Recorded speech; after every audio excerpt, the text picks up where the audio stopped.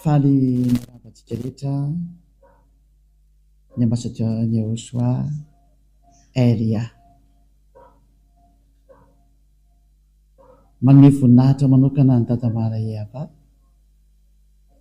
ary manome voninahitra ihany koa any Joshua. Tonga rehetrika eo amin'ny fampianarana vaovao. Ny androantsika dia mitondra ny laharana voalohany ny amin'izao andihana fampianarana izay ho aroso indray orinesa izao tontolo izao. Mirary soantsika etra samy hotahina soasady eo ampandenesana izao fampianarana izao ary dia miantso antsika rehetra andao hiaraka anaraka ny teny anaraka ny fampianarana. Ny lohateny moa dia hoe Iava no ny tenandry anaran'ilay Andriamanitra Abrahama ary ny ankoatran'izay zany dia tsy izy dikan'izay, izay no porofontsika eto indray. Dia matoa koa fa samy faly-dontsika ato an-tokantrano ato hiaraka sy hiaina hijery ny fampianarana ny mamarina ny anarany hoe Dada Iava, Iava. Voalohany indrindra aloha izany Andriamanitra Abrahama zany, izany Andriamanitra Abrahama zany dia Hebreo ary izy no niteraka any Ismaël sy Isaka ary avy eo nefany Andriamanitra io na Elohe eo amin'ny Israelianina, izay ny dikany Andriamanitra zany Elohe amin'ny Israelianina, dia nanao fanambarana fa any amin'ny taranaka makany amin'ny Isaka no ahafantarana anazy, any izy no mandeha. Ka mbola tsy hiditra eo aloha tsika, fa aleontsika aloha hijery an'ilay hoe iza ilay anarany. Dia izay tsika vao hijery hoe iza daholo no mahalala anazy taorianan'izay izy nafantatra azy izay. Dia hitantsika fa ny farana tany amin'ny Moshe io fahalalana anazy io. Moshe na hoe Moizy ozy ny sasany, na hoe Moses ozy ny sasany, na hoe Mosa ozy ny silamo, dia hiaraka ho jerevantsika daholo ary ny teny nambaran'io Abrahama io sy Moshe mikasika amin'ny anarany. Meloha zany aloha zany dia hijery datitsika hoe tany amin'ny taona firy no nisy zany Abrahama zany aloha, ary tany amin'ny taona firy no nisy zany Moshe zany aloha, satria nanonona anarana tokoa zareo mianaka ireo. Satria azo lazaina hoe zafikely lavitra be mihitsy zany Moshe zany, zany hoe mety taranaka any amin'ny fahadimy any ho any angambany io Moshe io. Raha ataontsika hoe maka taona hoe eo amin'ny 100 taona eo zany sala taona tamin'izany dia maty, dia any amin'ny taranaka fahadimy misy an'izany ary Moshe zany taorian'ny Abrahama. Ka hojerevantsika aloha zany ndaontsika naraka kely tantara hoe tamin'ny taona firy nisian'izany i Abrahama sy Moshe zany, satria izy no niaraka tamin'io Andriamanitra io voalohany ary nanonona ny anaran'io Andriamanitra io mihitsy zareo. Dia aloha jerevantsika hoe tany amin'ny taona firy nisy azy ary ao anatin'ny boky inona no misy amin'izareo. Dia hojerevantsika hoe ny boky misy azy aloha mazava azy fa boky ny Israelianina zay, ary io dia efa tany amin'ny taona moins 2000 tany ho any raha ny exactitude dia eo amin'ny hoe eo moins 1800 eo angambany izy io. Andao no jerevantsika kely araka ny manampahaizana moa fa samy mahafantatra ny tantara araka ny sary misy hoe tamin'ny taona firy ny existe zany ataontsika Abrahama zany hoe jerevantsika kely somary jery kely tsika aloha hoe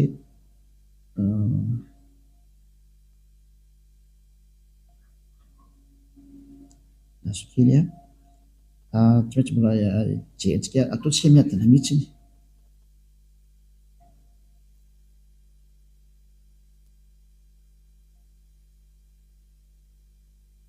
dia manaraka tsika ataoko miadana be mihitsy ny fandeha tantara dia rehefa misokatra le soratra ka mialohan'izay aloha zany dia efa tantara amintsika hoe i Abrahama io io no niona tamin'io Andriamanitra io voalohany dia efa meko moa ny daty araka ny teneko anareo hoe tany amin'ny taona moins 1800 tany nisy anazy io. Zay hoe jerevako kely vetivetika io fa aloha arahantsika maso kely izay sary izay aloha hoe tany hoany nisy an'izay tany amin'ny taona moins 2000 ary Mose kosa dia tany hoany amin'ny taona moins 1500 manodidina tany zany hoe fa ela moa ny tantara fa hoe mavoakantsika eto ihany hoe tany amin'ny taona firy no tena nisy anazy io ary io Abrahama io no nanonona n'io Andriamanitra io voalohany ka izy moa zany amin'ny maha-Hebreo anazy amin'ny maha-Jiosy anazy amin'ny maha-Israeliana anazy satria izy no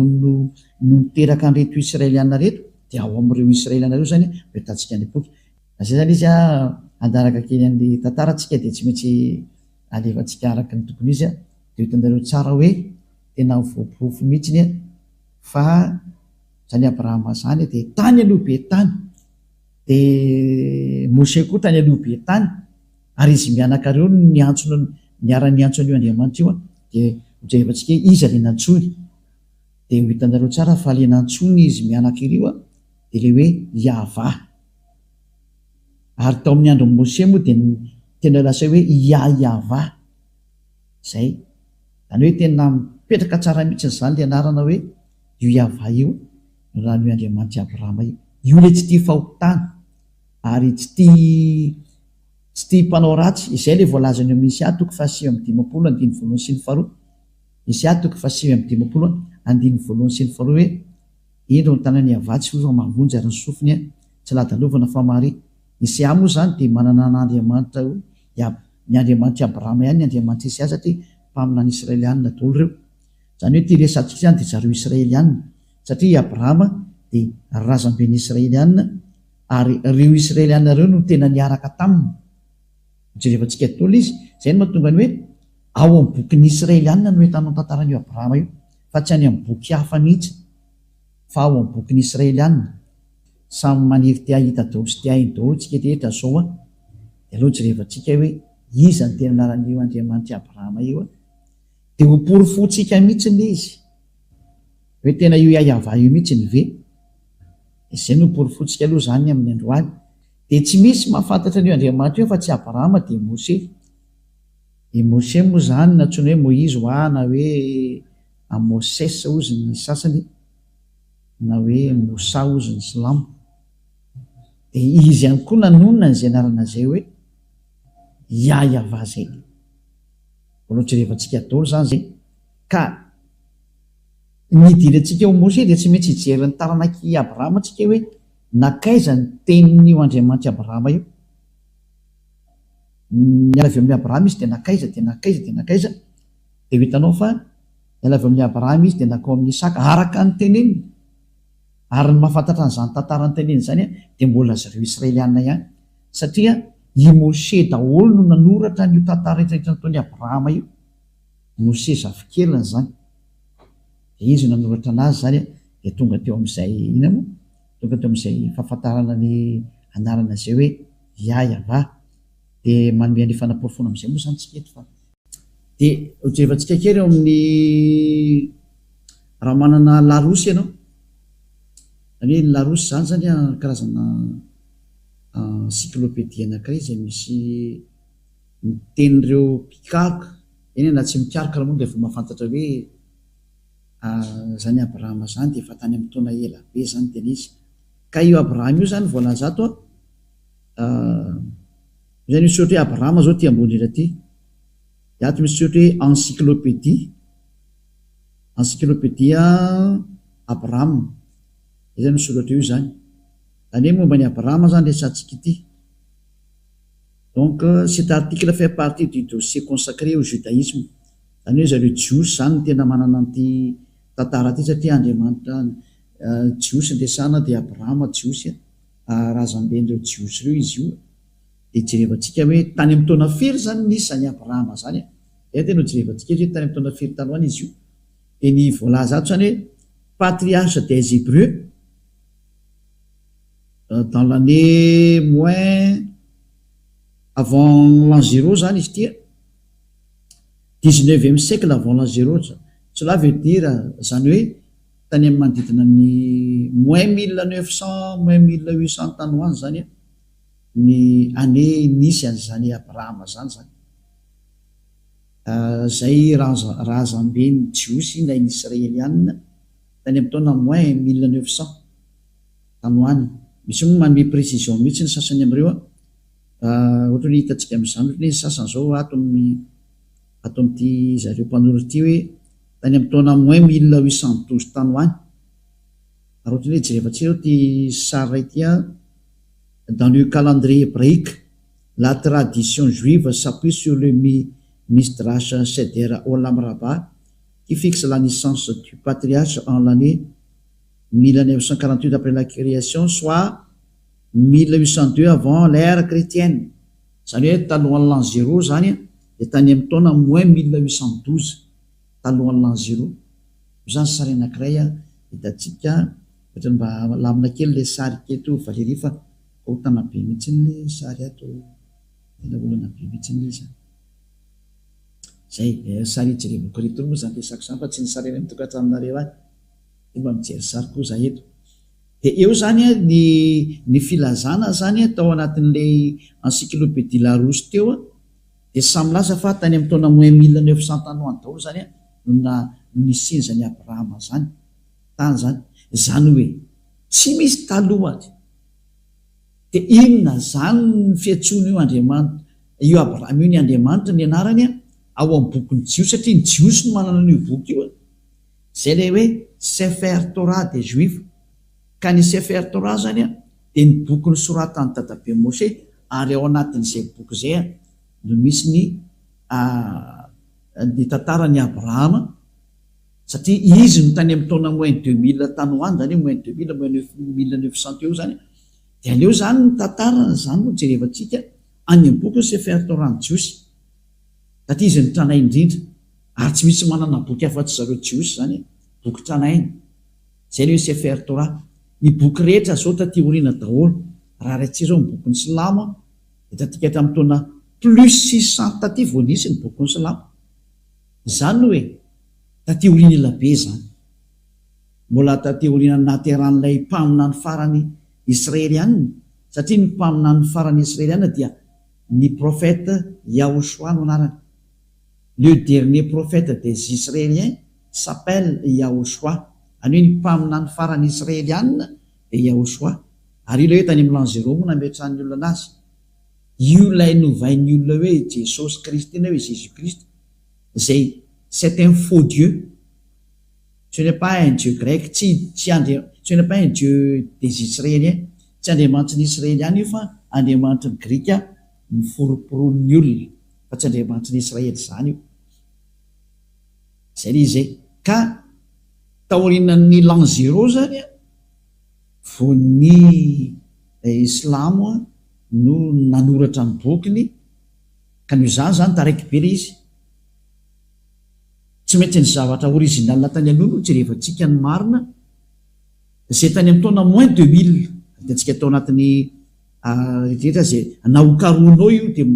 amita foana hoe mandritra tany amin'ny taona moins 2000 moins 1900 teo foana na moins 1800 farafa zay manome daty aloha fa ny tenenina zany dia hoe izy no tena tranainy indrindra. Aza atao tsara mikariko an'izany ndraiky ariko azy ianao fa eto moa zany dia efa misy manome hoe tany amin'ny taona 1812 tany hoany hoe na dia repli tena hoe mba ngeny tena nikariko zany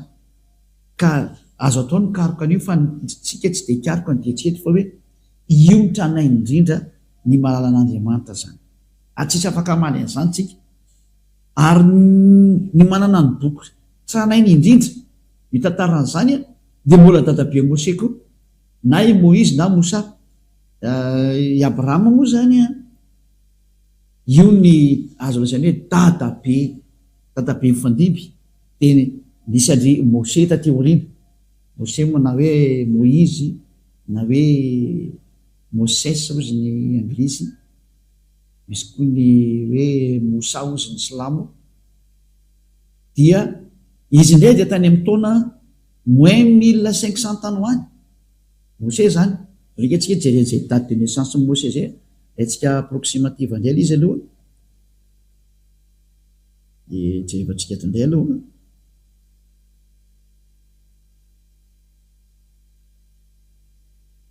izy moa ny atao anatin'ny baiboly ato ny anarany de tsy maintsy ataontsika zay fa le anarany hoe Mose anarana Jiosy zay eto ndray tsika zao mahita hoe voanoka mihitsy tsy de zao mihitsy ny teny ato hoe par conséquent Moïse qui selon la Torah io le voanesantsika teo Torah io a vécu 120 ans serait né en 1560 avant l'ère commune zay il serait mort en 1445 zany hoe ny fikaroan'ny pikariko an'leny ina moa le pikariko an'le ina moa zany le pikariko an'le datidata ina de nametraka hoe Moïse de tany amin'ny taona moins 1500 tany hoany no nampisy amin'ny Moïse zany hitatsika io izy io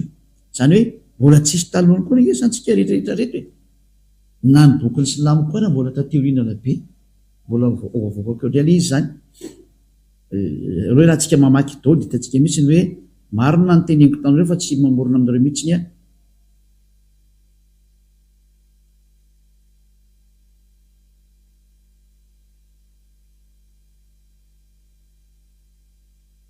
i databe Moïse ndray zany de araka ny voateo tany amin'ny taona moins 1500 tany alohan'ny l'an 0 zany dikan'izay ny tena nisiny atsika jery toeran-kafa ndray aloha mbola tsy hidirantsika teny aloha fa jery toeran-kafa atsika aloha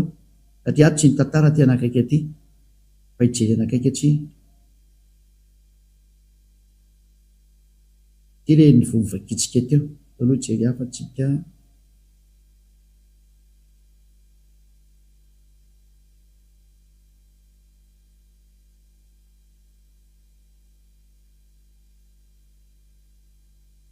mbola tsy mahita atsika aloha fa nareo ikariko kely ihany le hoe mambe-polo fanareo zany hoe tany amin'izany daty manodidina zany mihitsy ny daty naterahan'ny Mose zany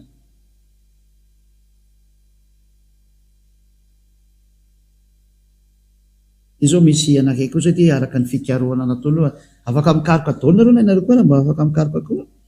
de ny ty ndray zao ato na ny dididina tany amin'ny araka ny fijerevana moa zany tsy hitako nay mety teo izy portrait de Moïse non Moïse ben Amram de la tribu de Lévi zany hoe taranaka ny Levi izy zany naissance tany amin'ny taona moins 1280 tany hoany any hoe fanakaiky tany moins 1250 moa zany zany hoe Mose zany sy Abrahama de samy tany aloha be tany daholo tany moins 1900 ny databe eny de ny zanany ndray taty amin'ny taona moins 1500 normal zany satria taoriana zany de nisy le hoe fitondrana zanak'Israely ho andiry tany Egypta mandiry teo amin'ny 700 taona teo ka raha ny 1900 anatsorana ny na 1700 teo zany na 1800 anatsorana ny 500 de manome ny 1200 eo zany raha tany 1800 na 1700 manodidina any anatsorana 500 elanelana le 700 na 500 taona manodidina akoatrany ererana fotoana ohatrany hoe ny date de naissance tena réel mety misy erera kely misy marge de erera kely fa le tranainy ny tena resantsika hoe lay tena hoe efa tranainy be de mazava fa reo ny ela indrindra ka tsisy manana daty marina anarana marina afa-tsy reo efa tranainy reo ary eo anatin'ny Torah-ny Jiosy mihitsy no misy an'izay zavatra zay ary ny bokyny Jiosy no atao hoe Sefer Torah reo ny boky tranainy indrindra zany hoe tsy misy manana boky tranainy indrindra mikasika an'io tantaran'ny Abrahama io afa-tsy ny boky soratan'ny Abrahama sy ny boky soratan'ny Mose zava ny jareo moa zany rovantsofina de fa Mose ny tena nanoratra rehetra amin'izay de hitantsika amin'izay fa reo ny tranainy indrindra raha ijeandrentsika ny bokyny Silamo zany na musulmane de hitantsika fa taty amin'ny taona plus 600 vao nisy zay boky zay zany hoe efa taty oriny ela be zany no zany zany tsika zany tsy maintsy mijery ny famarinana tsika satria famonjena de hoe mamonjy olona tsika aiza ny fomba amonjena olona de miteny marina dikan'izay nitsika je za tsy mamorona mihitsy nefa boky foana no resatsika hoe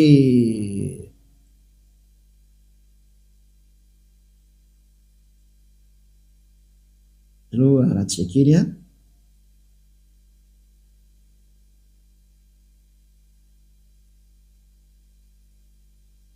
eto zany amokany hoe tamin'ny taona findray a nivoan'ny bokyny slamo zany jerevantsika eto zany de trany dia avoakatsika ry zany ny filazana indray a aty tsisy afaka iteny tsy marina kosa ny teny ty ny boky ara de milazan'zany ny sary rehetra koa miteny an'izay il est composé des révélations faites par Dieu au prophète Mahomet par l'intermédiaire de l'archange Gabriel entre plus 612 et 632. Il est l'acte constitutif de l'islam et sa référence absolue. Voilà. Zany eto zany tsika dia mahita mihitsy ny hoe ny bokyny slam kosa zany a zay noentin'ny prophète Mahomet ozy ny ao amin'ny fivavahana slam de manodidina tany amin'ny entre 612 et 632 tany hoany zany ny taona nanamboarana anazy zany zay satria za teny hoe année de création du Coran zany nataoko titreria de afaka manoratra an'izay daholo nareo a de io ny dady avoakany zany zay de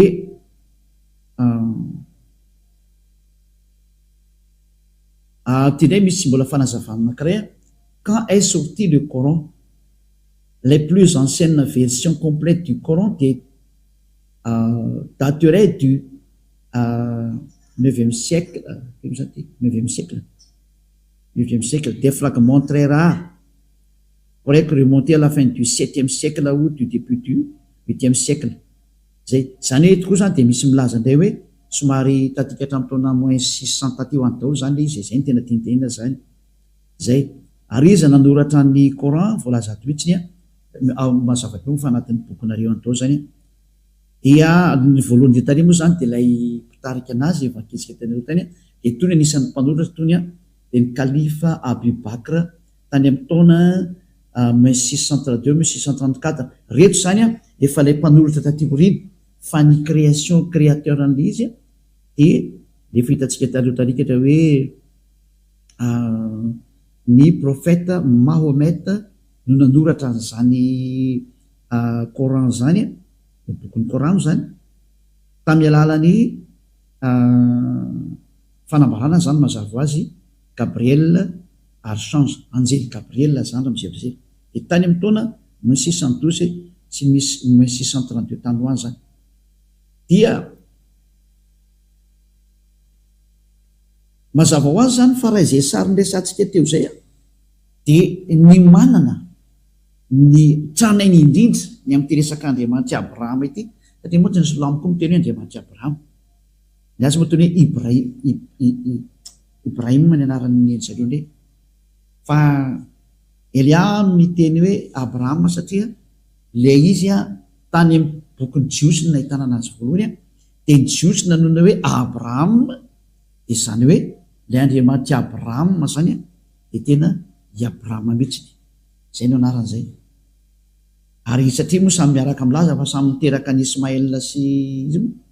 sy Moïse ireo na i Mose izy moa Isaka samy miaraka niteraka reo de mitovy ihany zany le izy nidikan'izay sary io satria Abrahama de niteraka ny Isaka sy Ismaël tokoa de zay mitokontsika hoe miverintsika ny amin'ilay anarana original de le niteneniny Mose ary teneniny Abrahama de ny Andriamanitra Abrahama sy Mose zany iza eto jerevantsika am'izay re ny Sefer Torah ino ato hoe Sefer Torah ny bokin'ny Sefer Torah de ny boky tranainy indrindra ny soratan'i Mose zay ny atao hoe Sefer Torah bokin'ny soratan'i Mose io ary bokin'ny soratan'i Mose io ao anatin'io ny tantaran'ny Abrahama ary atin'io ny tantaran'i Mose niarahany tamin'ny Andriamanitra sy ny niarahany tamin'ny reto Israelianina reto ka raha vao mino Mose anao zany a de mino ny Abrahama de tsy maintsy jerevantsika ny tantara original araka ny bokyny jiosy ny Sefer Torah satria io ny écriture tany amin'ny taona moins 1200 moins 1300 tany hoany ohatra zay koa ny Abrahama tany amin'ny taona moins 1800 1700 manodidididi tany daholo arakaraka ny daty moa tsy de tsika tsy miady hevitra hoe firy ny exactitude ny daty fa nijerevantsika hoe iza ny trandray indrindra fa aka mahatrany eny zay de mety efa tsy haintsony tena original hoe tamin'ny taona firy mariny ity fa nijerevantsika de hoe iza ny tena le livre le plus ancien any iza ny tena hatrany indrindra fa any no hitantsika ny fahamarinana de mazava zany fa arak'izay nomeko antsika teo de misy référé amizantsika zany amin'ny bokyny jiosy ny Sefer Torah ny jiosy atsika re jerikely ny eto hoe Sefer Torah raha misy ato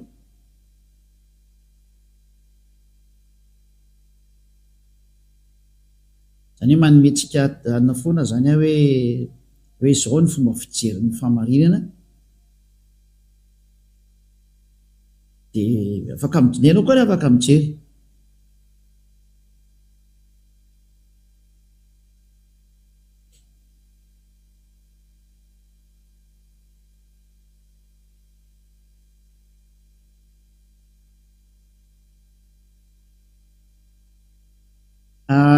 ty ny Wikipédia ny Sefer Torah ty efa tsika ampidirina le Sefer Torah en hébreu livre de Torah ou plus exactement rouleau de Torah en pluriel Sifrei Torah est une copie manuscrite de la Torah ou Pentateuch, le livre le plus saint et révéré du judaïsme. Io zany de milaza mihitsiny hoe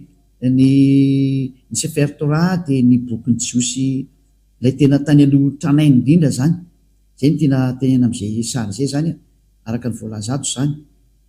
de ao anatin'eo zany moa ny teny nambaran'ny Moshe livre de Moshe na atao hoe Pentateuch zany production d'un Sefer Torah io ambany indray selon la juive un Sefer Torah ou Sifrei Torah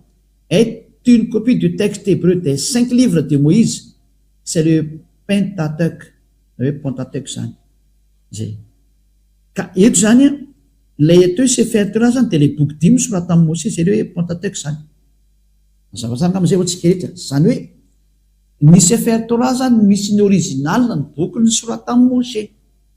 le tany amin'ny taona moins 1200 na moins 1300 tany alohan'ny l'an 0 io zany tany indrindra mazava ho azy zany fa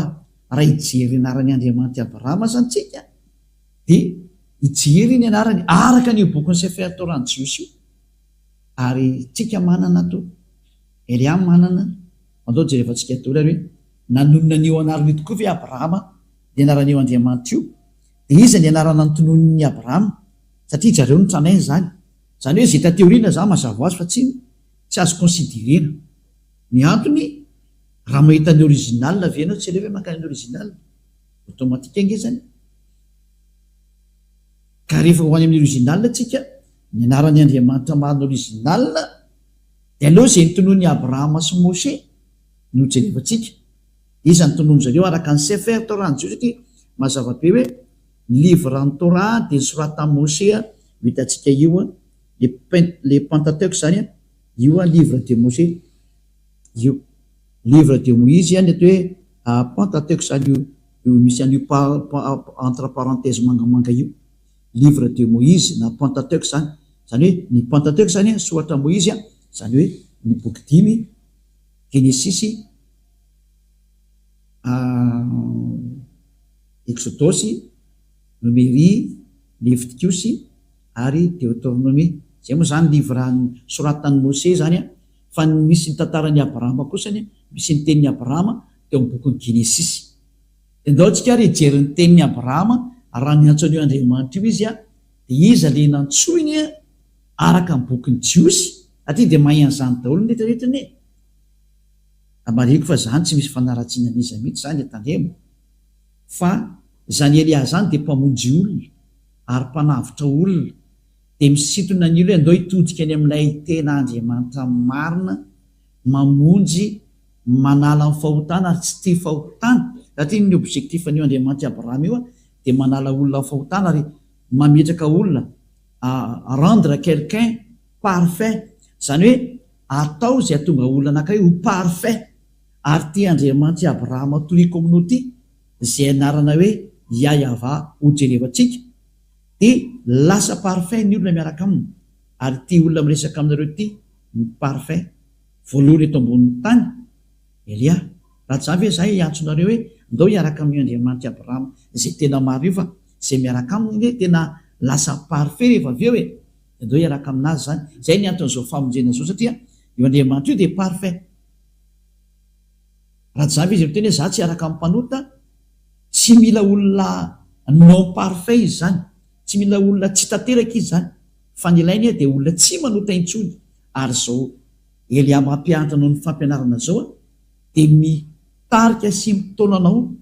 ho lasa ho tsy mpanota intsony satria efa be dia be ny tsy mpanota eto ambony tany zay miaraka amin'ny Elia ary ianao anisanao antsony satria io Andriamanitra ny Abraham io lazaiko anao tsy tia mpanota zany io, tsy tia mpanota io. Zay no natonga ny mpamina ny Esaia amin'ny teny hoe tsy mihaino ny mpanota zany io Andriamanitra io ary tsy mihaino olona tsy tanteraka.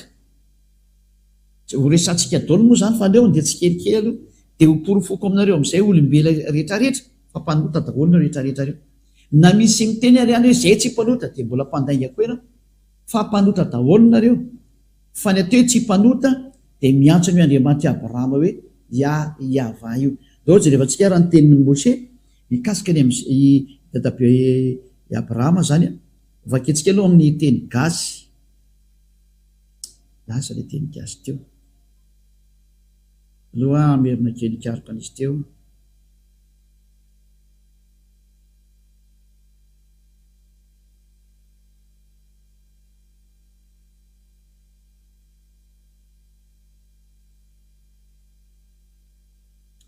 Somary jelikelytsika.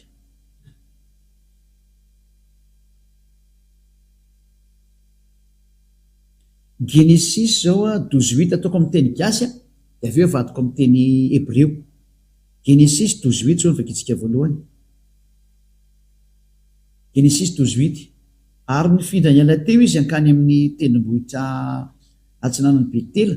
ka nanorina ny lainy teo anelanelan'ny Betela tao andrefany Sihay tao atsinanany dia nanorina na altara teo koa ho an'ny Yahva izy ka niantso ny anarany Yahva. Tsy izy io fa i Abraham io resahany teo niantso ny anarany Yahva i Abraham zany. Ray zay Genesis 13:4. Genesis 13:4 dia tao amin'ny tany izay nisy ilay altara nataony tamin'ny voalohany izy ary dia niantso ny anarany Yahva teo Abraham. Ny Abraham zany dia niantso an'ilay Andriamanitra tamin'irany hoe Yahva. Dao tsika ry jery an'io anarany tokoa tsika amin'ny teny jiosy satria ty zao ohatry ianao teny gasy ange fa sy teny hébreu. Dao vakitsika ara ny teny jiosy zany dia vakitsika ny teny hébreu amin'ny bokiny Sefer Torah jiosy. Amaky an'ity zany tsika zao.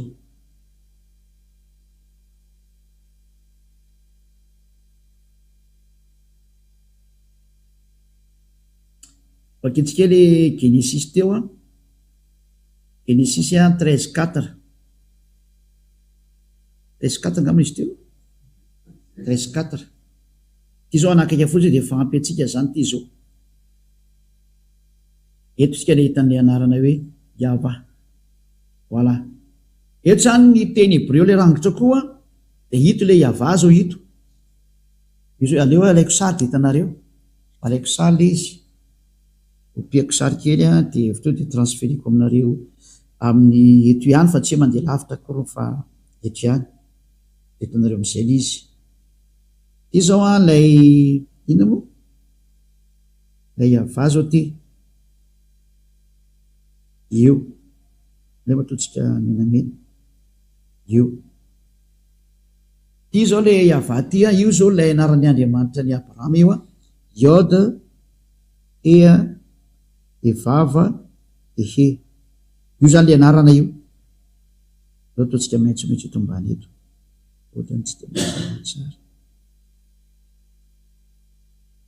de matsatsotra le tsoratra fa tsy manino.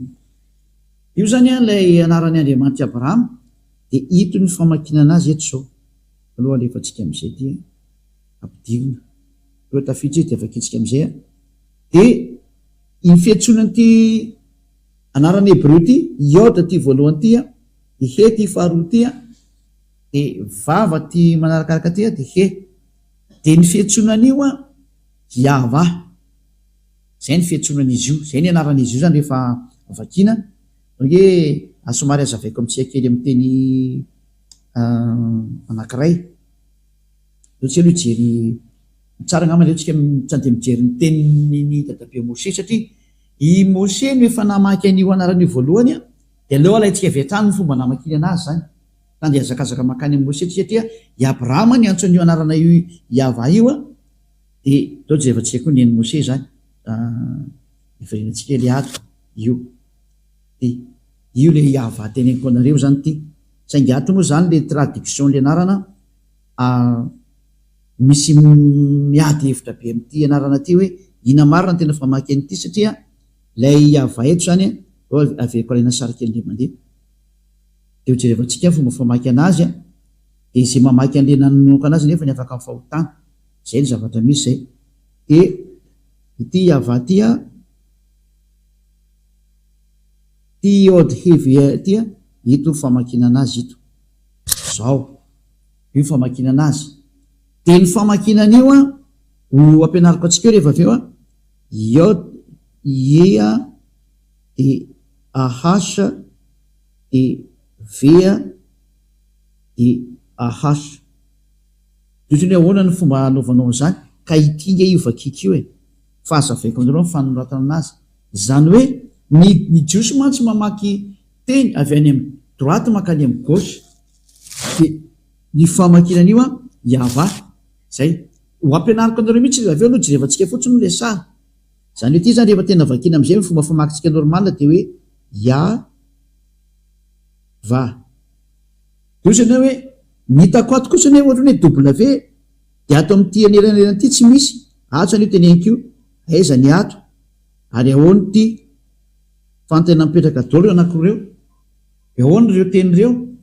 satria raha amin'io teny Yahva io de tsy hita io zavatra io de oziko mantsana hoe andao ho jerevantsika dolo ny dikany ary aloha ampidiritsika le mandeha zany iny de tafiditsany iny aloha de ndao atsika rijery dikan'ireny ndao tsika aloha iverina makany amin'ny Mose indray de zay tsika vo iverina etotrika makato amin'ty teny dadabe Abrahama ty ho any Mose tsika aloha de rehefa hitatsika ny tenin'ny Mose de voavakitsika am'izay io ahoana famakina n'lay narana Yahva teo zany ndao vakitsika indray ny bokin'ny Mose zany zany misy anazy ndray ary ikatra ny bokin'ny Exodus ny dikan'le Genesis aloha amin'ny teny Hebreo dia Bereshit ny anaran'ny Genesis amin'ny teny Hebreo de ndao tsika ary jery am'izay le Genesis fe misy teo bokin'ny Mose ao amin'ny Exode bokin'ny Exode moa de Shemot amin'ny teny Hebreo io izy io Shemot amin'ny teny Hebreo de ty Shemot ty zany amin'ny teny Hebreo Exodus amin'ny teny hafa firenena amin'ny anglais Exode amin'ny teny frantsay de vaketsika indray ny Exodus 15 teo fa ato i Mose no nanona ny anaran'ny Andriamanitra zany Exodus 15:2 de hitatsika le forme le Iôda sy teo fa sady mampianatra anareo zany eto ny fomba famakina le teny Hebreo no mamantatra hoe iza marina ny tena anaran'ilay Andriamanitra Abrahama ny fiantsonina n'ilay anarana de alefako am'izay tsikelikely alefako en général aloha de idirako tsikelikely am'izay de aza mataotra fa hainao am'izay mamaky an'io rehefa aveo tily izy le zany le teny Azy Vizimrat ya ty moa zany ny transliteration l'izy Azy Vizimrat ya ka ity ya ty zany no jerevantsika hoe iza ny tondrony ty ya ty fa ty ya ty zany ny anaran'ny Andriamanitra Abrahama satria io nomeny voninahitra zany ty ny antsony ty ya ty ty le nantsony Abrahama zany ty tandemeko atsika eto le nitsony zany ty le nantsony de inona famaky an'ity ty le forme hitatsika teo zao tsy tia trasy kely izy a fa atytsika manomboka mamaky teny a de mahazava-pierinareo am'zay izy rehefa avy eo ty le anaran'le Andriamanitra Abrahama zany io Yod C de inona famaky an'io de ny famaky an'io a ohatsika aloha le efatsika any a inona famaky an'io a ro le efatsika any satria averitsika ho tazomina io rehefa avy eo a de averitsika le mandeha inona famaky an'ity a de mamaly an'izay ndray a ny famaky an'ity teny ty a de itikatra ty ny famaky anazy ty ty io dongeky le alaiko sarindray aloha hoe de averiko aminareo alevako tsikelikely ho de am'izay nareo maraka tsara ity ny famaky anazy a ny famaky an'io a de ity io ary tsy hovaina zany ny dikan'izay raha vao mahita le forme Yod C antsika de ny famaky anazy zay de alefatsika any iny zany a de ho ampianariko anareo zao ny dikan'iny ataoko amin'ny tablona akaiky satria efa ampianariko any nareo de mampianatra andreo za nahitatsika nyty forme ity de zay vao maky an'le teny anglais rehefa avy eo a satria mamaky an'le teny anglais tsy rehefa avy eo hoe ty ny anarany ty zany a misy Yod de he a de vava de he ozany hoe ahoana ny ahafantarako an'io anaran'io ka amaky an'izay tsika avy eo tena anarany izy io de nahita nefa antsika ity forme ity forme ty hitatsika teo ty forme ty hitatsika ty forme ty fa ity forme ty a de vakina hoe zay hitatsika teo zao vakina hoe ty forme ty zany le vao ny vakitsika teo zay satria tsika nahita ty forme ty hoe Yod de he de ny vakina hoe io noho zany ny famakina an'ity voalohany ty zany ny dikan'izay a eo avakitsika ity voalohany ty hoe Yod C ty de ty zany vakina hoe zao de alaitsika sarindray iny aloha ho azy nandray antsoratra hoe ny famaky an'io voalohany io satria hitatsika tamin'le forme tao amin'ny dadabe Mose le namaky an'ity forme ty hoe ity forme ty a de ny famakina an'ity de mazava zany averitsika fotsiny izy a mba tsisy erreur le teny a ny famaky an'io atsisy afaka mamaly an'zany ko sady hitatsika le hoe teo a de ny vakiny dadabe Mose hoe le izy de tsy misy olo afaka mamaly an'zany ko tsy marina zany hoe iarahantsika ny tateo ely izy ary mbola iverinantsika alaiko sarina iny zany dikan'izay de primitsika any a fa vita aloha zany anakiray iny de iny a de fa lasany izy iny zay zao lasa iny zay ao andray ny famakina an'le faharoa inona le faharoa kay ty ndray le faharoa ty ny faharoa ty tandemeko ly de avy eo vao maky an'le anarana am'izay ty zao aloha ngamba de vakitsika is my strength amin'ny teny anglisy io zany hoe ma force and song ary hirahirako zany and he's become my salvation ary izy de lasa famonjena he is my zany izy no Andriamanitro and I will prepare him an habitation de ary anamboatra fitoeranao anazy zany hoe ity ty zany no Andriamanitra ny jiosy no anarany ito moa sao de tena mazava-be mihitsy izy eto hoe io ambony io na hoe Yod he de io ny Andriamanitra ty ambany ty dikany de Andriamanitra zany is my zany hoe amin'ny jiosy zany ny Andriamanitra ny jiosy de antsony amin'ny anarany hoe lay Yod sy he mazava-be zay tsisy edina hevitra tso fa de efa mazava ny teny dadabe Mose hoe ny fiantsonan'io de inona indray ny fiantsonan'lay anakiroa farany teo zany ao tsika hiverina indray ary any aloha verina indray tsika amin'ilay ato ihany ka ena am'lay anakiroa farany indray tsika zany ito indray atsika efa nahitan'lay forma hoe Yod C saingy ato indray moa nataony hoe Yahweh nefa antsika teo vao nahita mihitsiny hoe ato amin'ity transliteration ty de tsy Yahweh mihitsy ny navoan'le katolika romane hoe Yahvé ozy ny katolika romane satria ato amin'ny transliteration dia Yahva ny fiantsonana azy ato zany alaitsika sarindray le izy de misy indray moa teny hoe Yahwa io fa tsy Yahva zany de de vakitsika indray la izy hoe diso koa zany sary zany fa ny famakinan'io a fihetsika indray mandeha izy ray ny famakinany ty a reo fihetsika alaina sary indray mandeha fa voakitika izy teo de zao araka nampianariko anareo azy zao oke izy ataotsika ty zao izy a ty zao le soratra zao de ny fandikanan'io zany a ity akaiky neto ty any ity voalohany ty fa hitatsika fa iaty efa mivakitsika teo ia ny famaky an'io de ahoanandray raha ny famakinany ty faharoa farany ty le ato zany ty faritsatyny azy moa gauche vers la droite a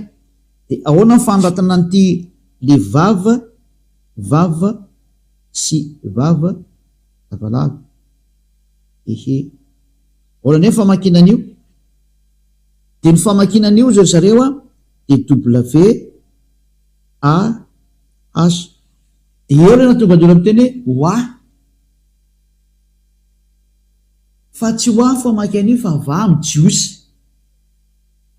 ny jiosy de mamaky an'io hoe va ohatsy rehefa tsika aloha zay teny zay hoe aiza manamarina fa amy jiosy ny W a de ve ny famakinana azy indreo ndray tsika jery ina moa karazana encyclopédie akaiky amin'ny Wikipédia ny jerevantsika anazy a somary jery taratra an'izay ne tsika zany indreo tsika jery kely taratra an'izay sary zay ia moa voatikako sa mbola ao apidiko izy a de ndreo tsika jery encyclopédia amin'ny tantaran'izay ina moa hoe vava ny fiantsonan'izy io a somary jery kely fikaroana aloha amin'ny teny jiosy le izy a hoe ahoana ny famakinany W eo amin'ny jiosy de ny jiosy tena nanao fanitsinany teniny fa ny famakinany ina moa ny W amin'ny jiosy a de tena vava na hoe ve ny famakinana azy ho jerevantsika ato le izy a fahitako le izy zany azo nareo ampidirina am'izay ity a dia Wikipédia na te Wikipédia moa zany de ny mpikaroka maneran-tany manam-paiza maneran-tany zay mpanao ny fikaroana mombany amin'ny teny amin'ny chiffre amin'ny lettre hoe ahoana fomba famakinany W izy zareo a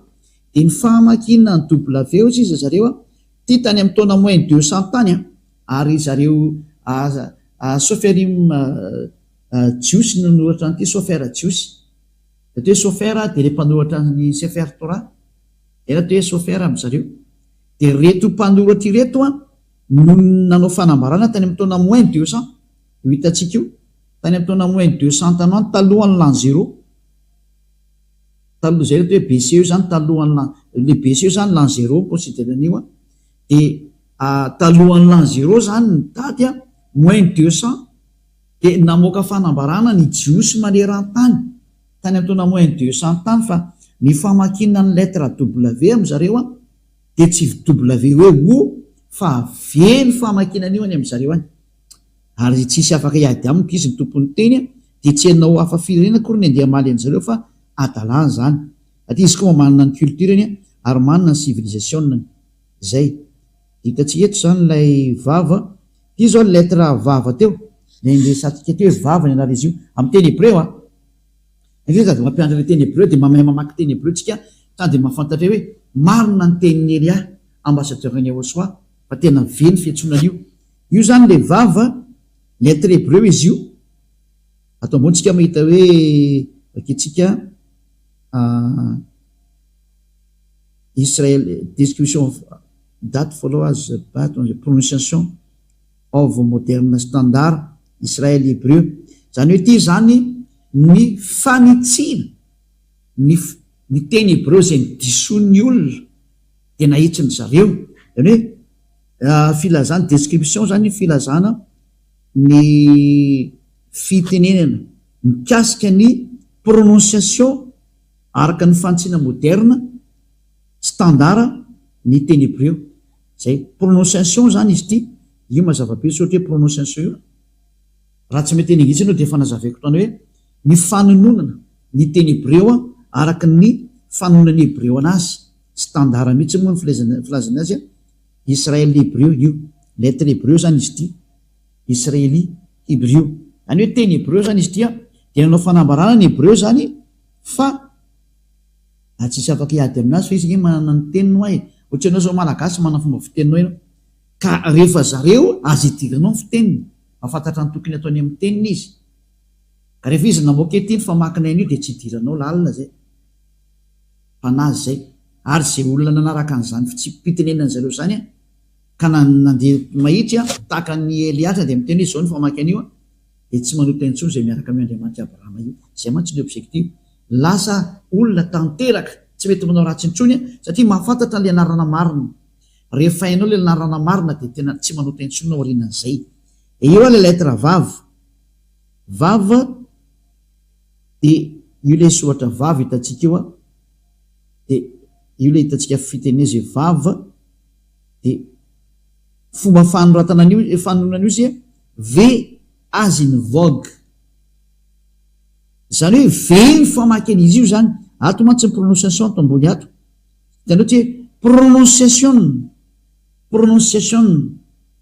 approximate western european equivalent, zany hoe mitovy amin'le fiteniny européenne, ka ny européenne rehefa mety hoe vogue dia vogue ny fiantsony anazy, c'est un lettre V, donc io zany ny fiantson'ny lettre vavy amin'ny teny hébreu araka ny nanonany Abrahama sy Moshe anazy dia V ny fiantsonana an'le W iny fa tsy WO ohatra ny nataon'ny sasany fa tena V direct mihitsiny ray izay. Jery encyclopédie anakaiky indray tsika aloha Wikipédia anankiray satria hitantsika isa fa Wikipédia io eo ambony io hébreu alphabet wikipedia.org eo ambony io zao hitantsika tsara wikipedia.org zany zay hébreu alphabet dia mazava tsaranao zany fa resaka alphabet tia araka ny alphabet hébreu dia jery indray tsika Wikipédia anankiray indray araka an'izay sary zay jerevantsika indray ato ambony ato mbola misy Wikipédia anankiray izy ity koa zany tany amin'ny taonina mbola tany amin'ny moins 200 ihany koa ty ary ity izy dia navoaka an'zareo tao anatin'ny système photo cananéanna, phénicianna, ramianna ary hébreu, zany hoe ity fanononana ny teny hébreu ity zany dia aventsika tsara eto alphabet hébreu lay ty araka ny Wikipédia foana iry ambony hoe wikipedia.org eo amban'le hoe Andriamanitra Abrahama eo wikipedia.org anitantsika eo zany hoe teny jiosy zany izy ity dia l'alphabet hébreu zany tena alphabet consonante zany hoe abjad dia ato ambany eto am'izay tsy zany ijery am'izay hoe tany amin'ny taona moins 200 talohan'ny l'an 0 indray nisy an'izy io dia hojerevantsika indray ny fanononana azy tamin'izany fotoana zany dia ahoana ny fanononana ny lettre V dia anao jerevantsika ato indray izy ny fanonana ny lettre V ry zareo dia ity indray le vavy ity io le vava WAW dia ahoana ny fanoratana anazy ny fanonana anazy io V mivaravara be ny fanonana anazy V dia ndao hoe jerevantsika ato ambony ato hoe phonème, ny phonème zany dia son an'le izy mihitsy ato hoe phonème hoe rehefa miantso an'io no io anao dia ohatrany ahoana ny nom an'io dia hoe V tena V mihitsy V fa tsy hoe O fa V va zay izay le hoe napetrany ato zany ny phonème an'izy io V mivaravara be io motoka fahitanao ndraiky io V io zany ny fiantsoana le vavy io V dia io le vava io ny phonème an'izy io zany nany rehefa tononona amin'ny vavasinina eny izy dia V ny fanoratana azy araka ny Wikipédia zany hoe tsy misy olona mahazo mamaly tsony fa ny vava tena V mihitsy ny fiantsonana azy. Ndao ary iverenantsika amin'izay ary le teny hébreu nefa jerevantsika tany aloha teo zany iverenantsika amin'izay izy satria efa nalaintsika sary le izy dia melony akatsika sary anazy dia aleo zany anoratra aloha soratako mihitsy le nampianariko anareo teo dia fafatsika aloha ty zao dia aventsika vaky soratana amin'izay le izy dahoarany ty zao le voalohany yoda dia he dia ny famaky an'ity izy ny jiosy le voalohany ty zany tia toko eto ambany eto zany ny famaky an'ity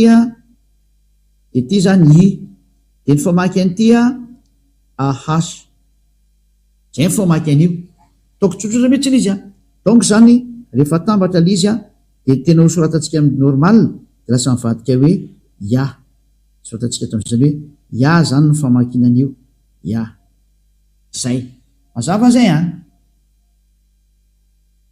io zany ny dadabe moseny ny antso an'io de tsy azonao lavina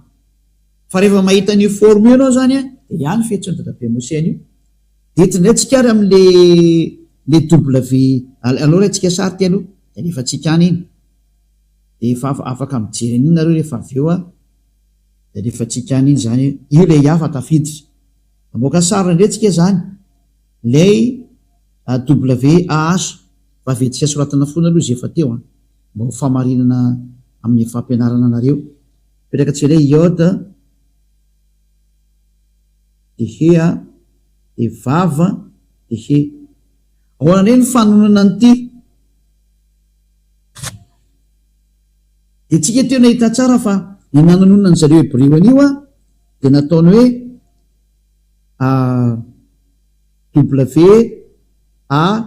WAH zay ny voasoratra atao anatin'ny transliteration de ny hebreo nametraka mihitsy ny fanonana an'ity ve ty vo hitatsika teo mihitsy ataotsika maintsomaintso tsara mihitsy ity ozy izy ny famakina an'ity dia v no zany zany rehefa mamaky an'ity zany tsika de lasa hoe v de a de h zany hoe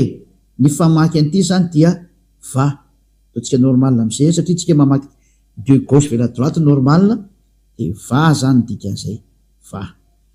atambatsika am'izay arany satria ny famaky an'ity ozy ny hebreo va de apitsika an'ity am'zay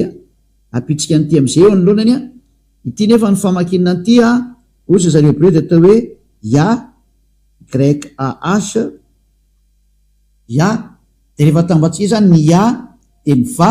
de io ny mamoaka hoe izy am'izay no avoakany ataotsika mavomavo ya de voalohany zany le iode c ary va VAH io le yava nytononony dadabe mose yava zay hitatsika zao le fanonanana ny 4 lettres hébreu le 4 lettres hébreu zany hoe anarany hébreu zay midésigné anarany Andriamanitra ny Jiosy Abrahama io Andriamanitra Abrahama satria Abrahama no nanonana io anarany hoe yava io de ny fanonana an'le lettre hoe iod he vava he ozy ny hébreu de yava ny fanonana an'io de tsy misy hafa firenena mahazo manovany zany satria zareo tompony no miteny azay dadabe Abrahama ny antso an'io Mose ny antso an'io de ny anaran'le Andriamanitra manala ny fahotanany Jiosy mahatonga le olona tanteraka ary tsy manota intsony yava no anarany ianao zany rehefa teo afaka amin'ny fahotana tsy anota intsony tsy teo vereny amin'ny fahaverizana mandrakzay de manatona n'io Andriamanitra Abrahama yava io satria sady nantsony Mose nantsony Abrahama am'izay io ny nantsony izy mianaka ndao tsika hiverina am'ilay raitsika sary ndray ty raha misy maniry ny fampianarana moa de efa raitsika antsoratra iny efa tsika ny any iny zany verina am'zay tsika zany am'le tena soratra hébreu ndao ary Exodus chapitre 15 verset 3 Exodus chapitre 15 verset 3 de zao ndray moko zany ny fandehan'le teny eto zany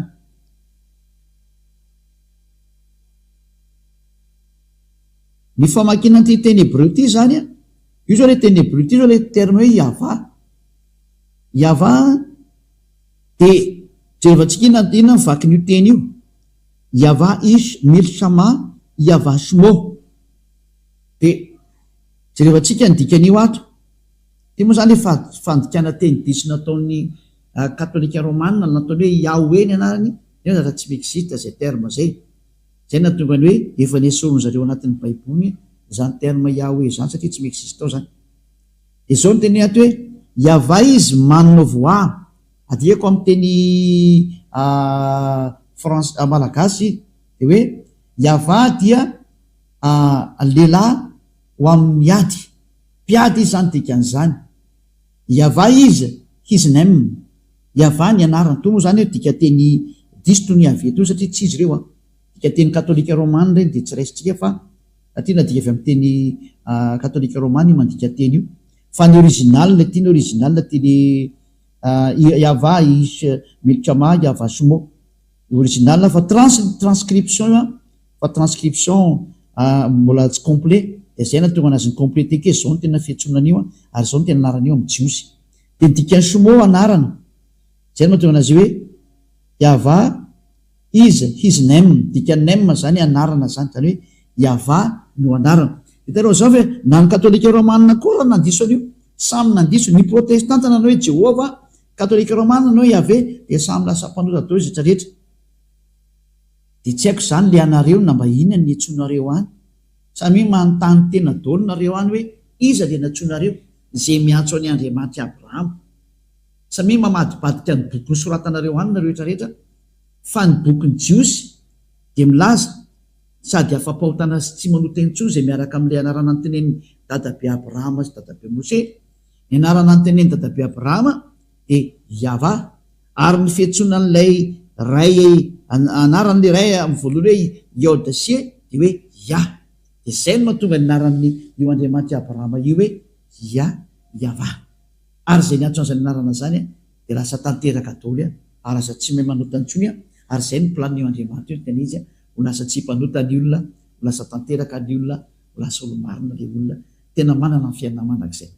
anjaranao zay maheno anary aloha zany zao mieritreritra mbola hanompo Andriamanitra tsy izy venao mbola anaraka Andriamanitra diso anarana venao zay na tonga nanome an'le daty teo zay na tonga nanome an'le daty teo hoe jereo am'izay le anareo izy natsonareo any nanome daty zao ho an'ny Sefer Torah ny jiosy momba ny Abrahama momba ny Mose de nanome daty koa de samy mandray resona am'izay satria samy nandiso daholo ingeny nareo olombelona rehetra nanome daty koa ny bokin'ny Silamo hoe tany amin'ny taona plus 600 vao navoaka ny zareo de iza zany no naranao raisitsika zany raha tena hivavaka marina ianao de valy raha tena hivavaka ianao andana miverina ny original de ho afaka amin'ny fahotana ianao tsy hanota intsony ianao ho lasa parfait ianao ary araka amin'ny Andriamanitra Abrahama io ianao zay zany ny lesona antsika androany namantatra hoe iza le anaran'ny Andriamanitra Abrahama tena marina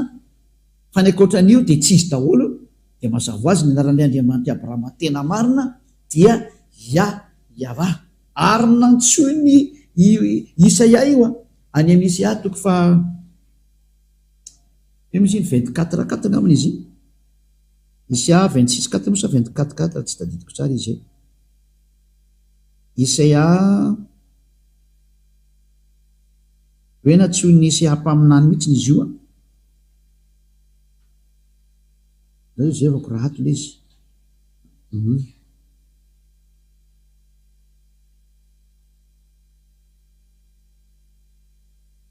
Isaia 26:4 le izy fa tsy 24:4 Isaia 26:4 mijerevantsika kely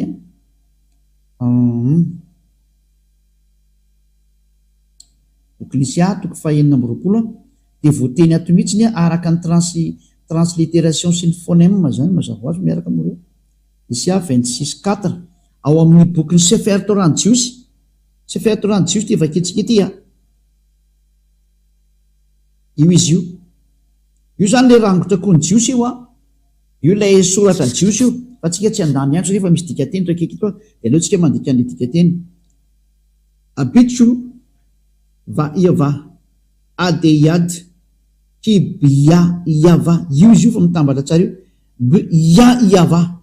tena mazava be mihitsy io tena ny anarany dada Yava zany de hoe Yava ary tena miaraka tsara izy io raha tsika mahita be ny vandravanao hoe resiko soratra hoe tena ny fiantsonana azy de tena atao hoe Yava mihitsy izy raha tsika nahita teo na hoe jevantsika tsara le soratra io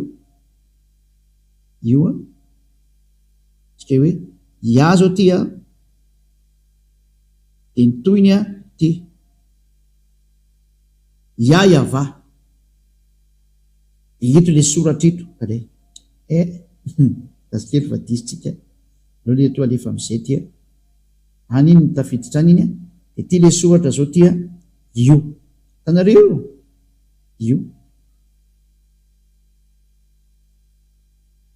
zao le ya ty ambony ty ambony ty zao le ya io ampovoany io izy io de midina tombo satria droite vers la gauche de ty le toy ty Yava ty ambany ty io zany le Yava fa tena milahatra tsara mihitsy alaiko sary de menanareo de hitanareo tsara fa hoe tsy tanay izy zany de ndao metsika hoe tena fiantsonana azy mihitsy ny hoe Yava io zay ty zao le ya ty io le ya de ty nytoy rehefa avy eo io nytoy Yava zay de hitanareo tsara fa tena anarana fiantsonana azy mihitsy le hoe Yava ka zay ny anaran'le Andriamanitra Abrahama Yava no anarany de matoika zany fa voaraintsika am'izay le hoe ny anaran'ny Andriamanitra Abrahama zay nytonony dadabe Mose ary meny Elia teto am'izay ny fanazavana le anarana Jiosy zay tena mahatonga olona parfait ary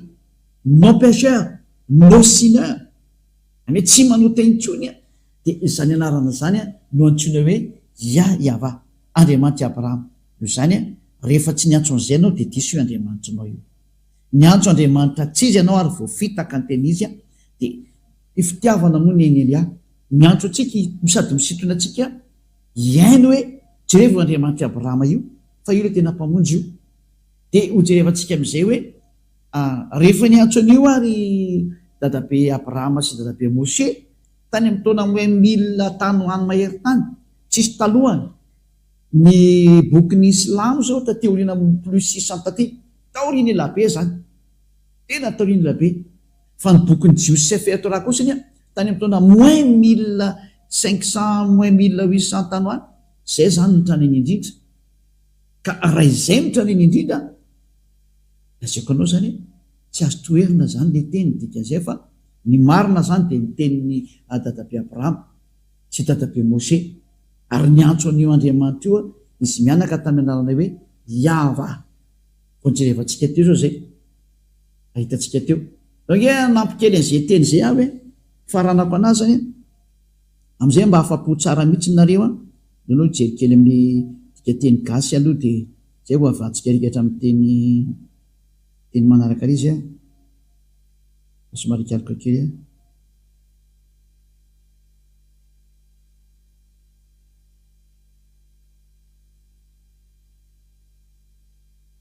atao amin'ny aiza moa zany Genesis 21-23 ok tsika jeren'izay Genesis 21-23 zay Genesis 21-23 na hoe Bereshit moa zany filaza azy atao amin'ny Genesis 21-23 mbola toy ny le teny teo apiko zany le izy Genesis 21-23 de hitatsika ato fa tena niantso narany Andriamanitra mihitsy izy amin'ny anarana hoe Yava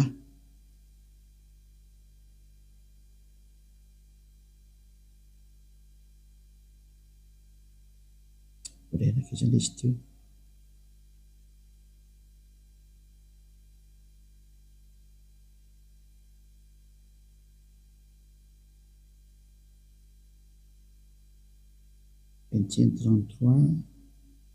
nijerevantsika fa tsy 23 nijerevantsika kely azafady indrindra ho an'izay manaraka fa 33 le izy fa tsy 23 33 ngaman'izay 33 iaty izy ty tindray le rangotra koa ty de io ny anaran'ilay Andriamanitra Abrahama zao io mipetraka io ampovoany io le iod he vava he io le alphabet hébreu Yava zany anar'izy io hitatsika tsara hoe ao amin'ny Genesis 21-33 de mbola miteny mihitsy le Bereshit vahita Eshel biver Shava vaikrasham Bshem Yava Eloham Elolam safady indrindra io le terme hoe Yava foana zany hoe Abrahama zany de tena niantso mihitsy ny anarana hoe Yava avaketsika ndray miteny anglisy adivoko aminareo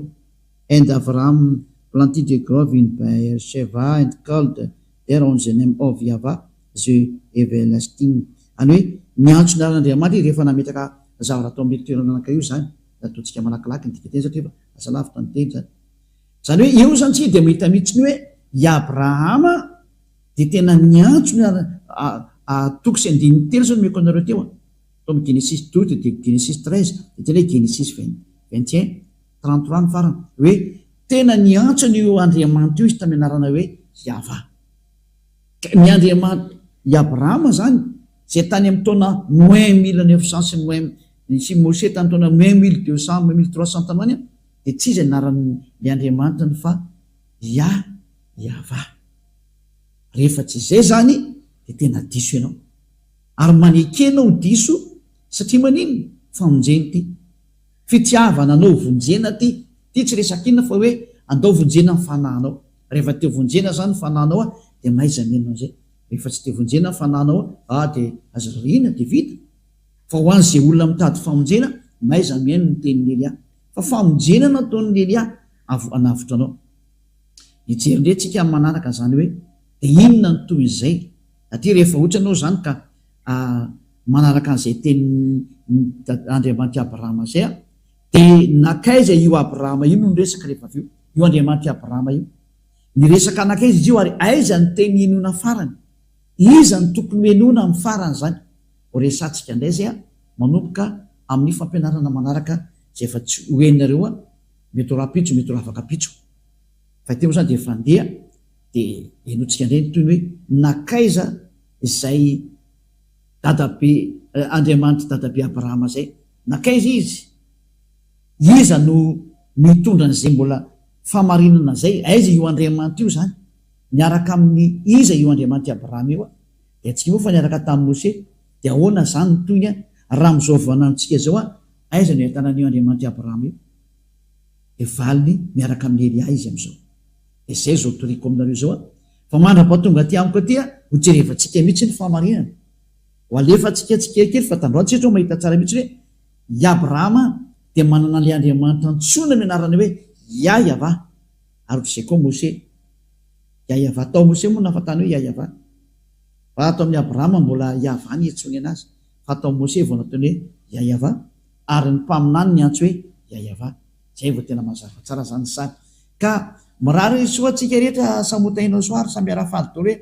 fantatsika rehetra maneran-tany aty famonjena maneran-tany zao rehefa ny Elia zao mamonjy ny rehetrarehetra na Israeliany ianao na Araba ianao na Anglisy ianao na Vietnamiany ianao na Sinoa ianao na Amerikany ianao na Afrikany ianao ho an'ny rehetra ny famonjena. Elia tonga amonjy, Elia tonga navitra, Elia tonga hitondra ny famonjena ho an'izay maniry ny vonjena ary tsy anaiky tsony ho vonony devoly fa mba ho avitra amin'izay aza matahotra tonga ny famonjena antsika. Tsy misy tokony atahorana tsony fa velona zany Andriamanitra mahery Yahva zany ary zany ny maniraka ny Elia ankehitriny misolo tena azy mivantana Elia ankehitriny tongava ianatona ny dada Yahva ho famonjena ho anao. Zay ny tenin'ny Elia ary voninahitra ho any dada malay Yahva, voninahitra ho any koa an'ilay mpaminany faran'izay ny rany ho resantsika mihitsy ny momba ny mpaminany farany io ary ny mpaminany faran'izay ny rany io dada malala Yahva io ianarany dia Yahosoa. Ary ho jerevantsika mihitsy ny hoe iza io Yahosoa io ho tonga any mantsitsika ahoana ny teny nambaran'io dada Yahva io, inona ny tenen'io Andriamanitra Abrahama io ho jerevantsika dia satria ny tanjona ho afaka amin'ny fahotana ary ho tsy manota intsony. Ary ny olona hitanao mitoreto Elia ilay olona tsy manota intsony eto ambony tany ary ilay olona tanteraka noho ny amin'ny fiarany amin'ny dada malay Yahva andao hiaraka amin'ny Elia ianao. Voninahitra ho any dada malay Yahva ariva afakitsika. Sotra betsaka dada malay Yahva noho ny amin'ny teny izy nomenao fa ny teny nomenao tena fitiavana ary famonjena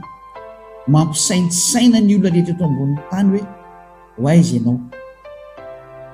Elia mangataka dada malay Yahva aza vela vonony devolontsony ny olona fa ampy zay be zay efa mahatoloana tsipondreony amin'ny elo any zay vonjeo ny olona dada malay Yahva zany ny angatany Elia aminao hamonjy ny olona ary hanavitra ny olona ary iaino ny tenin'ilay mpaminany farany izay mbola ho azy avy akoatra amin'ny tsiporiany mihitsy ny hatsarany zany mpaminany farany zany Yahosoa aminao dada malay Yahva maneho ny voninay tao sy ny herinay amin'ny anarany Yahosoa. Halleluja, amen. Dia mirary soatsika rehetra samotainao soa ho amin'ny fitohizan'ny fampianarana amin'ny manaraka indray veloma tomboka.